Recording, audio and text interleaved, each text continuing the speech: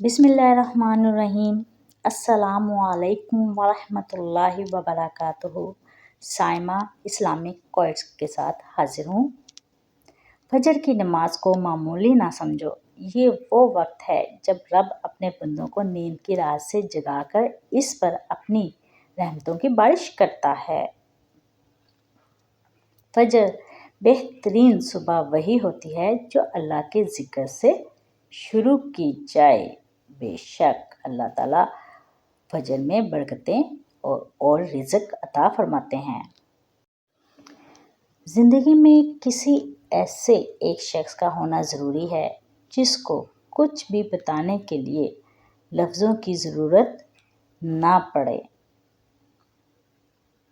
कामयाब ज़िंदगी के 3 राज। कुरान मजीद ज़्यादा से ज़्यादा पढ़ो। दुरूद शरीफ आप सल्लल्लाहु अलैहि वसल्लम पर दुरूद इब्राहिमी जो भी आपको ज़रूरत होता है पढ़ें और नमाज तक पढ़ें।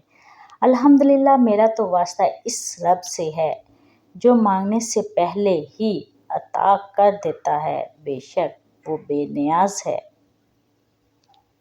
ज़िंदगी बहुत खूबसूरत है अगर उम्मीदें सिर्फ अल्लाह से वाबस्ता कर ली जाएं। वक्त गहरे समंदर में गिरा हुआ मोती है जिसका दोबारा मिलना नामुमकिन है।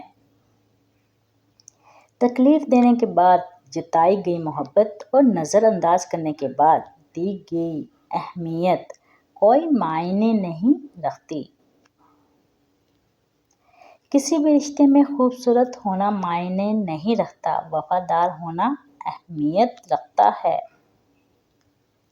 सब्र और कदर हर किसी के बस की बात नहीं होती। ये वही बंदा कर सकता है जो आला ज़र्फ होता है। बेशक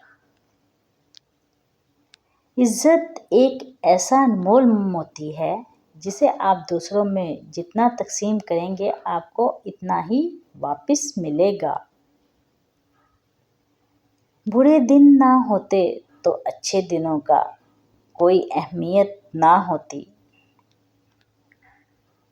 अल्लाह के सिवा कोई नहीं जानता कौन किस दर्द से गुज़र रहा है। अल्लाह ताला सब की तकलीफ़ों को आसानी में तब्दील फरमाए। आमीन सुम्मा आमीन।